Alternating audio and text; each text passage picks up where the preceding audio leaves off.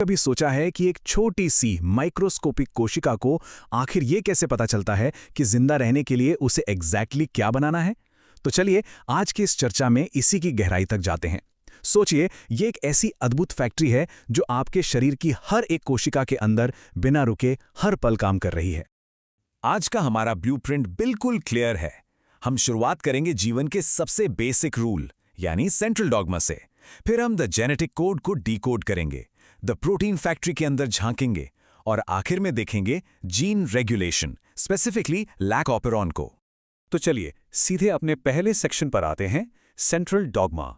ये बायोलॉजी का एक मास्टर रोड मैप है जिसे वॉटसन और क्रिक ने प्रस्तावित किया था। ये हमें बताता है कि आखिर जीवन में जानकारी का प्रवाह होता कैसे है। ये सीक्वेंस बिल्कुल स्ट्रेट फॉरवर्ड है, लेकिन अविश्वसनीय रूप से शक्तिशाली है।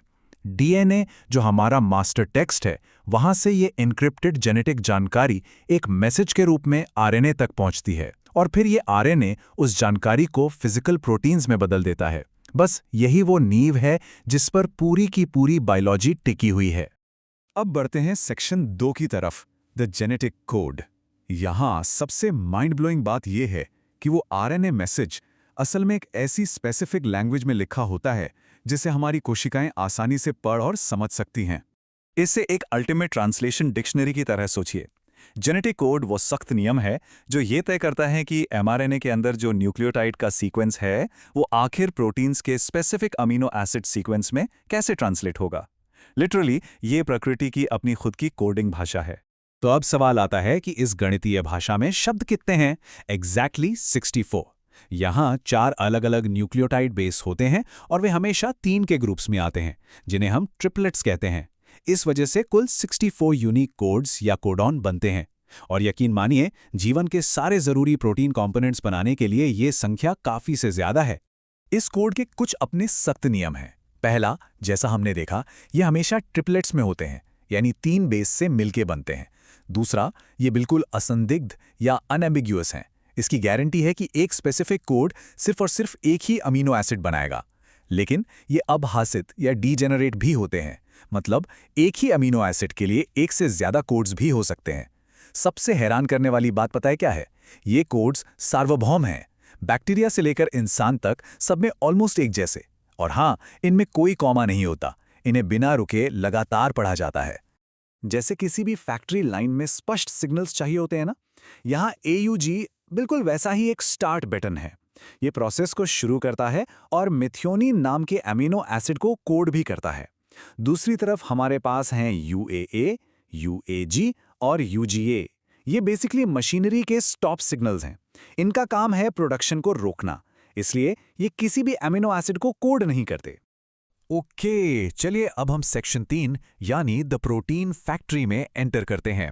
अब वक्त है ये देखने का कि ट्रांसलेशन की इस पूरी प्रोसेस में ये कोड आखिर एक्चुअल फिजिकल स्ट्रक्चर्स बनाता कैसे है। इस ब्लूप्रिंट को पढ़ने के लिए फैक्ट्री को एक स्पेशल डिलीवरी गाड़ी चाहिए होती है। इसे हम tRNA यानी अडैप्टर मॉलिक्यूल कहते हैं। ये बिल्कुल किसी सेलुलर ट्रांसपोर्ट ट्रक जैसा है। एक तरफ से ये mRNA के कोड को पढ़ता है और दूसरी तरफ से एकदम मैचिंग अमीनो एसिड को लाकर डिलीवर कर देता है। काफी स्मार्ट सिस्टम है ना? असल में यहाँ 3 मुख्य खिलाड़ी हैं जो एक परफेक्ट टीम की तरह काम करते हैं। mRNA हमारा इंस्ट्रक्शनल ब्लूप्रिंट है, tRNA हमारे डिलीवरी ट्रक्स हो गए, और राइबोसोम वो हमारी मुख्य असेंबली लाइन या प्रोटीन फैक्ट्री है।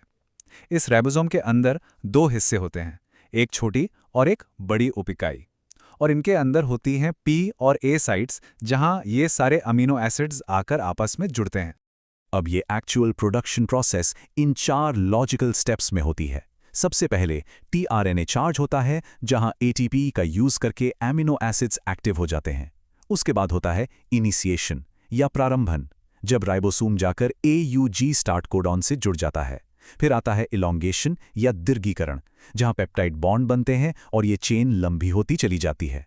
और फाइनली टर्मिनेशन, जैसे ही एक रिलीज फैक्टर स्टॉप कोडॉन से जुड़ता है, प्रोसेस रुक जाती है और हमारी पूरी की पूरी पॉलीपेप्टाइड चेन बनकर अलग हो जाती है। यहाँ एक छोटी सी पर बहुत ही जरूरी डिटेल है, खासकर उनके लिए जो कॉम्पिटिटिव एग्जाम्स की तैयारी कर रहे हैं। ध्यान दें कि बैक्टीरिया के अंदर ये जो 23S rRNA होता है ना, ये इलॉन्गेशन प्रोसेस के दौरान एक कैटलिस्ट या राइबोजाइम की तरह काम करता है। मतलब ये एक्चुअल में एक ऐसा आरएनए है जो पेप्टाइड बॉन्ड्स बनाने के लिए एक एंजाइम का काम कर रहा है। इसे जरूर याद रखिएगा।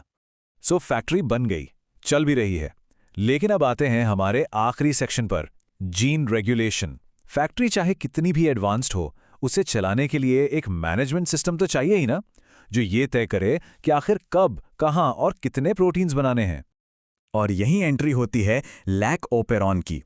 फ्रैंकवाइज जैकब और जैक्स मोनॉट द्वारा खोजा गया ये लैक ओपेरॉन सेल्यूलर मैनेजमेंट का एक बिल्कुल क्लासिक मॉडल है। ये ई कोलाई बैक्टीरिया में लैक्टोज के मेटाबॉलिज्म को कंट्रोल करता है और डिमांड और सप्लाई के बेसिस पर यह डिसाइड करता है कि प्रोडक्शन को कब ऑन करना है और कब ऑफ। इस ओपेरॉन के अंदर स्पेसिफिक स्ट्रक्चरल जीन होते हैं जो एक सटीक टीम की तरह काम करते हैं। Z जीन बनाता है बीटा गैलेक्टोसाइडेज जो लैक्टोज को तोड़ने का काम करता है। Y जीन परमीएज बनाता है जिसकी वजह से सेल के अंदर लैक्टोज की एंट्री बढ़ जाती है। और A जीन ट्रांस एसिटिलेज प्रोड्यूस करता है जो इस पूरी मेटाबॉलिक प्रोसेस में उनकी मदद करता है। सबका अपना अपना असाइंड काम है। इसे कहते हैं नेगेटिव रेगुलेशन, और ये सच में बहुत शानदार मैकेनिज्म है। होता यह है कि जब लैक्टोज मौजूद नहीं होता तो ओपेरॉन ऑफ रहता है।